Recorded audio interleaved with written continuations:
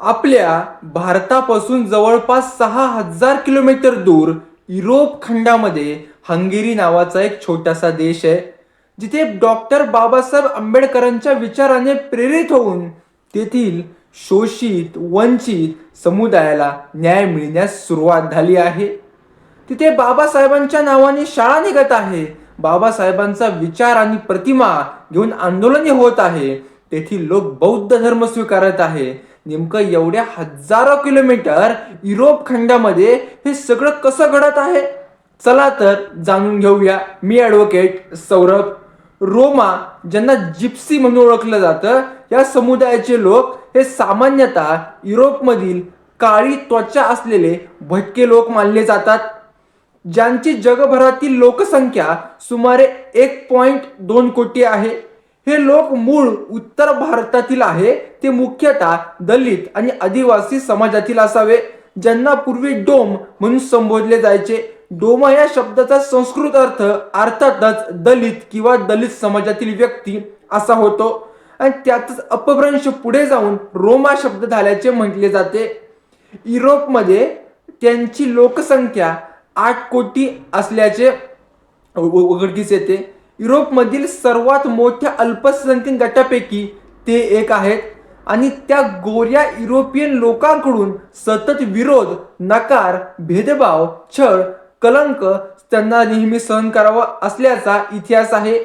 त्या हंगेरी देशाचा विचार केला तर हंगेरी देशाच्या लोकसंख्येच्या सुमारे 7% आहेत. जशी भारत देशामध्ये वर्षानुवर्ष अस्पृश्य समाजाला अमानवी चुकीची वागणूक दिल्या गेली, तशीच वागणूक ह्या रोमा समाजाला देखील मिळत होती. हा सारखेपणा भारतीय शेड्यूल कास्ट समाजाला मिळालेल्या अस्पृश्याची वागणूक आणि युरोपातील विशेषतः हंगेरीमधील रोमा समाजाला वाटायला आलेले हे जीवन, हा यामधील समानतेचा धागा दिसतो. यासाठी सर्वप्रथम हंगेरीमधून पुढाकार घेतला तो डेराडाक टिबोर आणि रोमा नेते ओरसास जानोस यांनी. त्यांनी हे जाणवलं की बाबासाहेबांनी भारतामधील हजारो वर्षाची दलित समाजाची गुलामगिरी तोडून त्यांना सन्मानानं माणसासारखं जीवन प्रदान केलं आणि त्या सगळ्यांच्या जीवनामध्ये एवढं मोठं परिवर्तन आज दिसत आहे, मग ते डॉक्टर बाबासाहेब आंबेडकरांमुळेच. ते त्यांचे तारणहार आहे.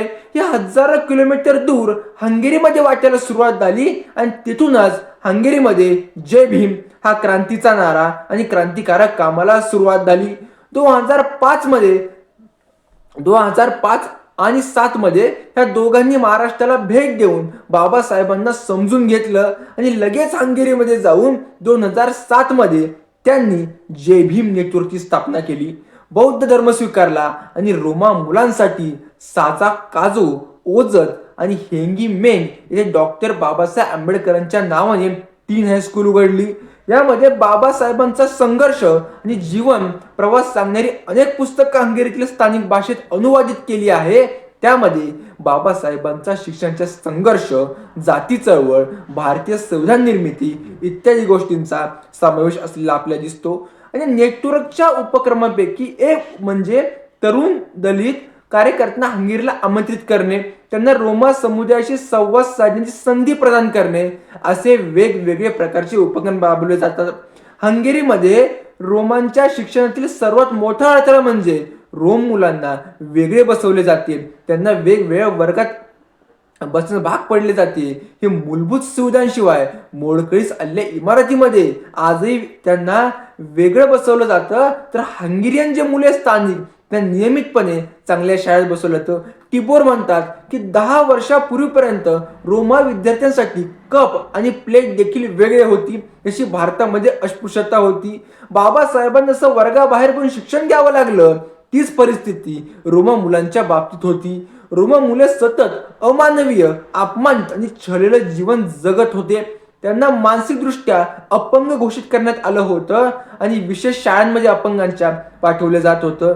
सामान्य गोरे युरोपियन लोकांसाठी जिप्सी जे रोमा लोक हे निश्चितच फसवणूक करणारे, भिकारी, चोर, खिसे चोरणारे, भटके, घाणेरडे वातावरणात राहणारे असे लोक आहेत, अशी एक मानसिकता आणि त्याची वागणूक ते रोमा लोकांना देत होते. युरोपमध्ये पर्यटनाला प्रोत्साहन देणाऱ्या वेबसाईट जिप्सीबद्दल निशुल्क सल्ला देतात. रोममधील वैयक्तिक सुरक्षा या शीर्षकाखाली एका साईटवर असे म्हणले आहे की जिप्सी मुले तुम्हाला घेरू शकतात, तुमच्या आश्चर्याचा फायदा घेऊन निर्लज्जपणे तुमचं सामान लुटू शकतात. ते वृद्ध जिप्सी महिलांना देखील रोमा ही चोर असल्याची प्रतिमा रुजली आहे. एवढा मोठा गुन्हेगारीचा ठपका या जमातीमध्ये हंगेरी देशामध्ये आहे. त्यांना भर दिवसा कोणी सापडलं नाही तर पोलीस त्यांना अटक करून घेऊन जातात. जसं आपल्या इथे पारधी समाजाला देखील ही वागणूक मिळते.